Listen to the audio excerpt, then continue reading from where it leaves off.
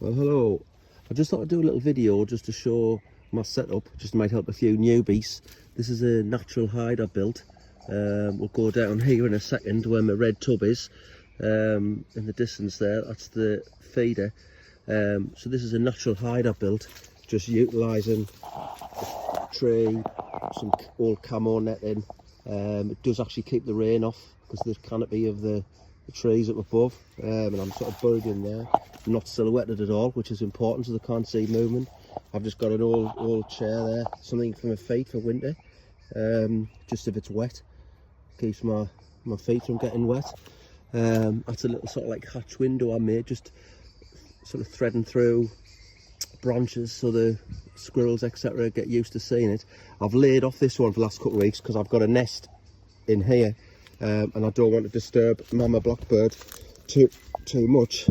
So this is the little wood, it's a tiny little wood. So basically you can see the hedge here, it starts here and it actually ends just here, trees behind and trees behind. So it's a tiny wood, but it gets a lot of greys getting pulled in from a tree line behind me. They come in here and basically up to the feeder. So we'll come back to the trail cam, which I've got set up there. So basically what you need to do is get yourself a nice feeder built. I built this one for under a £5.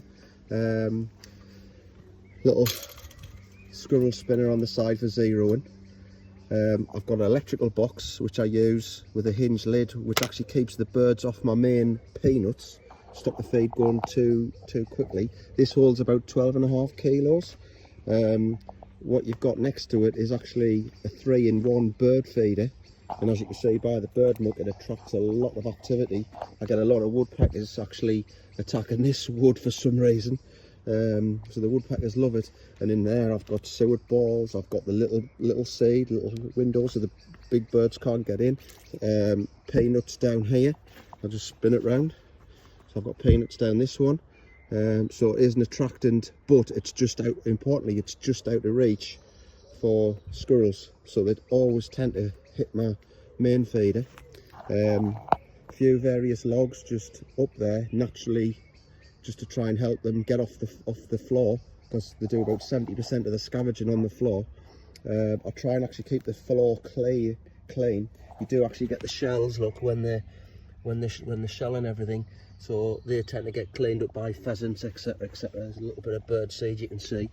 So that does act as an attractant. And when I do come to fill them up, I tend to just leave a few nuts either side just to help a bit more activity. As you can see from this feeder, it's very fortified. Mesh, plasterers bead down the side. The lid's all meshed. Importantly, you'll see that nothing's screwed to the tree at all. I've got a little bracket at the back, which if I just put my camera in, you can just see the little, there you go, I'll just put my fingers up that there, and there's a ratchet strap, goes all the way around the tree, and basically, obviously just for reds, like marked for red squirrel, etc, but in case anybody comes through here, which is rare, but it tends to get respected. So that's the feeder. If I look back to my hide, if you look back up there, you'll see, you can just see the square window, as it were, Jackanory style or whatever it was, but that just blends in with whatever I find lying around. I just keep adding to it, and you can see there, it's dark inside. You'll notice I was sitting to this tree you can see here, I was sat in there, so I tend not to sit fully in the square. It just gives me an open aspect to see if any squirrels are sort of, you know, hanging around all these areas, up on the logs, etc, etc. So I've got access to all this area, and the floor is very open, which is good. Here's my little trail cam, which is a little Compact T20, tiny little thing. If I put my hand next to it, you get an idea. It's about 4 fingers tall. Really good. I've strapped it to paracord. I use a little bit of bark, which actually it snapped off, look, but I had a bark right over here, just to protect it from the sun a bit, because you tend to find the sun comes up here, so it's directly looking at the sun for about 10 minutes through I think it's that gap there. So that's ideal, and that basically has the view looking roughly like that on my camera. So I see all the activity that's going on, where my red tub is, anything, on the bird feeder, anything going on those branches, etc, etc. So it gives me good activity levels as to who's visiting, when, etc, etc. And that's about it. So anything that you need, you can ask in the group, but that's to really help some newbies get started if they haven't got an idea of how to get started. That's typically what you want to get set up as.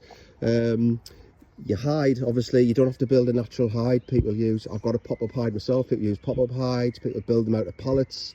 You can see those on YouTube channels like Durham Pest Control, Corvid Hunter, they're a good one. You've got Ratbuster, he does some various educationals as well as his rat footage. So we've got some good local YouTubers who'll all help. So I hope that helps, and happy shooting, save our reds.